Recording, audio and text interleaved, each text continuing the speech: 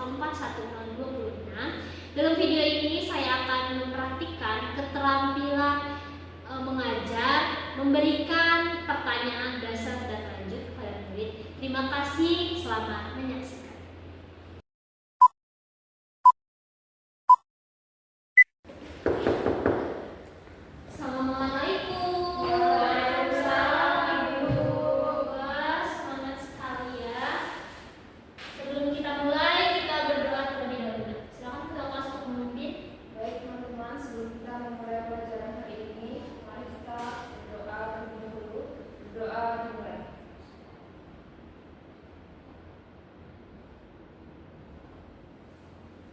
Doa selesai. Beri salam. Assalamualaikum warahmatullahi wabarakatuh. Waalaikumsalam warahmatullahi wabarakatuh. Apa kabar, Nak? Alhamdulillah baik, Ibu. Kita presentasi terlebih dahulu ya. Anissa Istiqomah. Hadir, Ibu. Hadir. Zahra Bunga Marisa. Ibu. Baik. Maya Lailatul. Hadir, Ibu. Nak, minggu lalu kita telah mempelajari apa, ada yang masih ingat?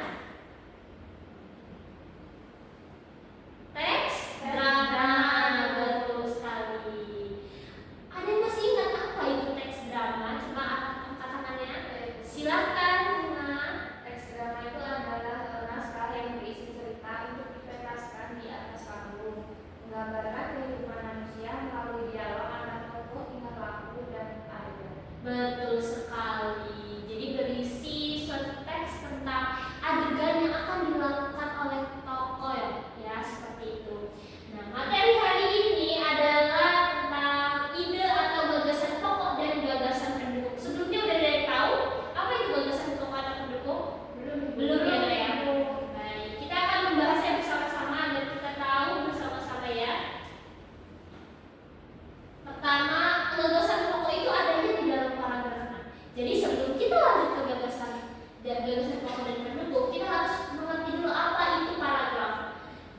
Ada yang bisa baca? Bunga deh. Baca. Pengertian paragraf menurut Kamus Besar Bahasa Indonesia atau KBBI, paragraf adalah bagian karangan yang mengandung satu pikiran pokok dan biasanya diawali dengan alinea baru.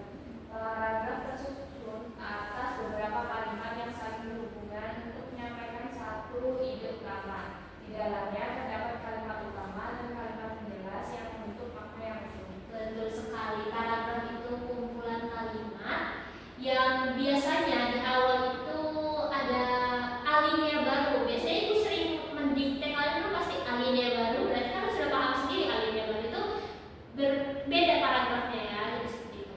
Oke, kita lanjut ke ide atau gagasan pokok. Paragraf udah paham ya, Nak, ya? Mau bertanyakan? Udah. Ide atau gagasan pokok. Maya deh kalau baca. Ide atau gagasan pokok adalah inti atau pokok pikiran yang menjadi dasar pembahasan dalam paragraf. Ide pokok adalah hal utama yang dibicarakan dalam satu paragraf dan biasanya hanya satu kalimat saja. Ide pokok adalah inti dari isi bacaan. Ide pokok dapat ditemukan pada kalimat utama yang biasanya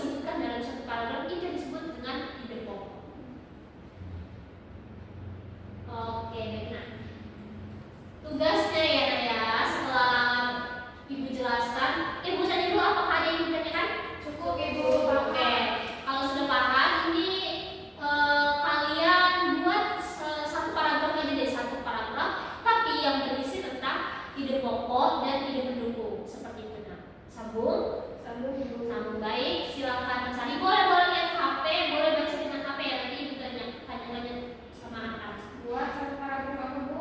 Buat satu paragraf yang berisi tentang ide pokok dan ide pendukung. Sudah? Baik. Silakan cari terlebih dahulu, nanti Ibu beri waktu 5 menit.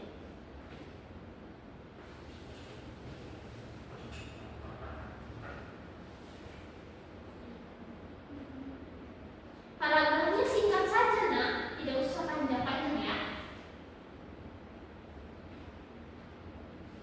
Agar anak-anak juga tahu bagaimana cara menemukannya, bagaimana cara memasukkan gagasan pokok sama gagasan pendukungnya dalam paragraf ya.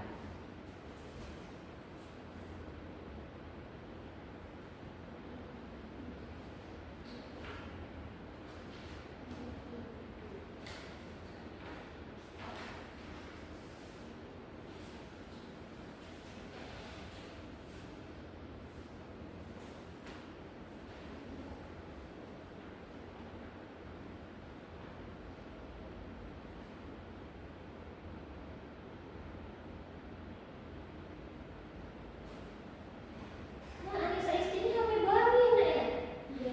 Iya, bagus HP-nya ya. Aku juga Ibu. Wah, bagus sekali Nak Maya. Angka berapa itu, Nak? 17 Ibu. Wah, terbaru. Semoga teman-temannya bisa nyusul ya. Amin.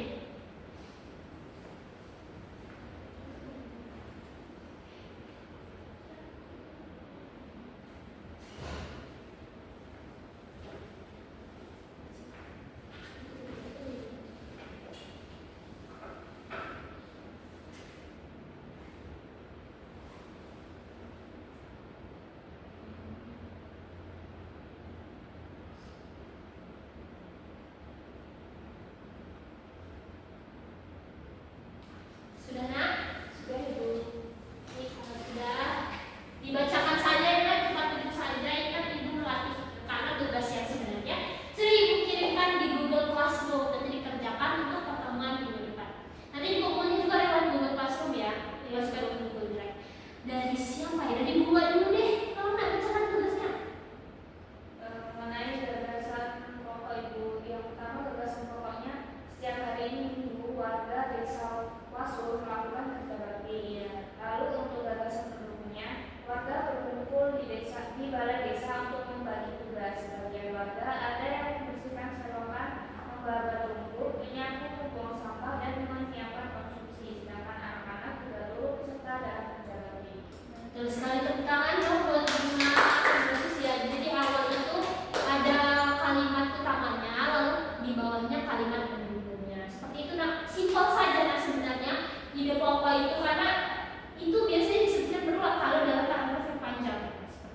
Habis itu Ibu mau tunjuk Maya deh.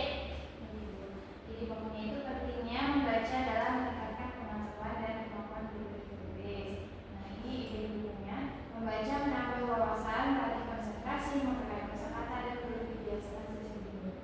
Oh, bagus. Tepuk tangan buat Maya. Jadi sudah bisa ya, Nak ya, mengetahui mana itu ide pokok dan ide pendukungnya, Nak ya, Maya. Keren, Maya. Sekarang Ibu mau dengar dari Anissa STD. Baik, paragraf yang saya lakukan itu tentang menjaga kebersihan lingkungan sangat penting untuk kesehatan masyarakat. Ini gagasan pokoknya ya Ibu. Kemudian gagasan pendukungnya itu lingkungan yang bersih dapat mencegah berbagai penyakit seperti demam berdarah dan diare. Selain itu, lingkungan yang terawat juga membuat suasana tempat tinggal menjadi lebih nyaman dan indah. Masyarakat dapat menjaga kebersihan dengan cara membuang sampah pada tempatnya, membersihkan selokan secara rutin, serta menanam pohon di sekitar lingkungan. Terus kan tepuk tangan buat Anissa STD. Semua keren ya, Nak ya. Sudah paham dan sudah bisa membuat kalimat mana ide pokoknya dan kalimat pendukungnya, yaitu ide pendukung. Baik, sampai sini sudah paham apa itu ide pokok dan ide pendukung? Sudah ya. Jadi kalau membaca paragraf nanti tahu dong mana yang ide pokok itu yang biasanya berulang-ulang dan ide pendukung itu yang mendukung di awal di ide utamanya tersebut ya. Baik. Oke, karena ini mati ya, Nak. Kenapa ya, Nak? Sudah ya, tidak apa-apa. Kalau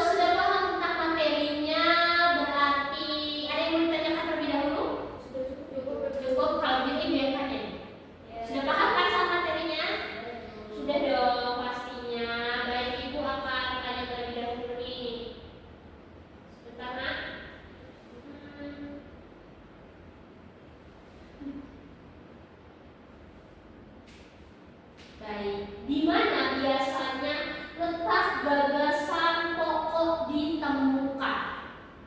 Ada yang tahu? Kalau yang tahu silakan Sesti. Biasanya terdapat di awal kalimat itu. Di awal kalimat, betul, tepuk tangan dulu.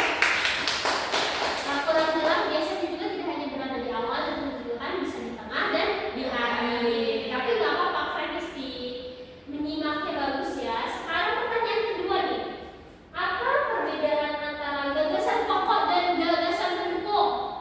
Ada yang bisa? Oke, baik, silakan Bunga. Gagasan pokok adalah ide utama atau inti pembahasan dalam sebuah paragraf. Sedangkan gagasan pendukung adalah ide tambahan yang berfungsi untuk menjelaskan, memperkuat, atau memberi contoh terhadap gagasan pokok. Betul sekali, beri tangan untuk Bunga. Hebatnya saya. Nih pertanyaan terakhir deh, pertanyaan terakhir. Ini rada sulit ya Naya. Iya, Ibu. Berikan contoh menurutmu deh tentang gagasan pokok dan gagasan pendukung. Ada yang bisa katakan? Saya Maya, cepat-cepatan ya, silakan. Maya. Contohnya gini Bu, Iya. sampah yang dibuang sembarangan dapat menyebabkan banjir. Saat hujan turun, air tidak dapat mengalir dengan lancar karena saluran air tersumbat. Gagasan pokoknya, sampah yang dibuang sembarangan dapat menyebabkan banjir. Nah, gagasan pendukung, kalimat berikutnya yang menjelaskan sebab dan akibat dari pernyataan utama. Betul sekali, kita untuk Maya. Hebat Nah. Sudah berarti kemampuan menyimak itu sudah benar-benar terlatih, sudah paham ya materi pada pagi hari ini tentang gagasan pokok dan gagasan pendukung. Baik, setelah memahami apa itu gagasan pokok dan pendukung, terus sudah menjawab juga yang Ibu tanyakan, sudah memahami materi tentang ide pokok dan ide pendukung, ada yang bisa menyimpulkan materi tentang ide pokok dan ide pendukung ini? Silakan angkat tangan. Silakan Bunga. Tadi itu sudah membahas mengenai gagasan pokok, yaitu gagasan pokok adalah ide utama yang menjadi inti dari sebuah paragraf. Sedangkan untuk gagasan pendukung berfungsi menjelaskan dan memperkuat gagasan pokok. Keduanya itu saling melengkapi agar paragraf menjadi utuh dan mudah dipahami. Dengan memahami gagasan pokok dan pendukung, kita dapat membaca, menulis, dan menyusun paragraf dengan lebih jelas dan teratur sesuai dengan kaidah bahasa Indonesia. Betul sekali. Terima kasih Bunga. Beri tepuk tangan untuk kita semua. Nah, keren ya Naya. Terima kasih untuk anak-anak semua karena telah berpartisipasi aktif pada pembelajaran siang hari ini. Ibu mohon maaf apabila terdapat kesalahan. Oh ya, Ibu jelaskan lagi. Tugas minggu ini sudah Ibu kirimkan melalui Google Classroom. Silakan dibuka ya Naya. Itu udah Ibu jelaskan, materinya masih sama, tidak jauh-jauh. Nanti kalau bingung bisa langsung tanya sama Ibu atau melalui grup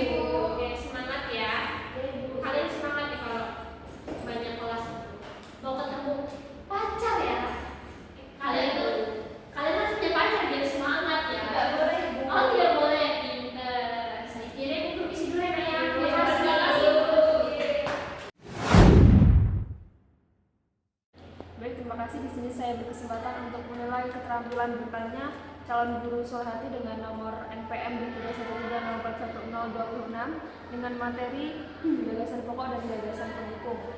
Baik, yang pertama itu keterampilan dasar mengajar bertanya tingkat dasar.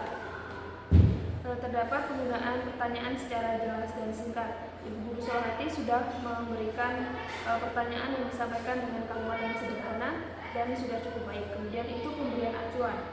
Ibu Solhati sudah memberikan konteks sebelum bertanya dengan sangat baik. Kemudian pemindahan giliran, Ibu Solhati sudah cukup memberikan kesempatan kepada siswa yang belum aktif dan aktif secara merata. Kemudian pemberian waktu berpikir. Ibu Solhati sudah memberikan jeda waktu sekitar 5-10 detik kepada siswa sebelum memikirkan jawaban. Kemudian itu pemberian tuntutan. Sudah sangat baik. Ibu Solhati sudah memberikan pengarahan kepada siswa yang mengalami kebingungan atau kesulitan. Kemudian itu pemusatan perhatian. Ibu Solhati sudah menggunakan kontak mata dan intonasi siswa suara untuk menarik perhatian. Kemudian itu ada penyebaran pertanyaan. Ibu Solhati sudah membuat pertanyaan yang merata yang diarahkan kepada siswa.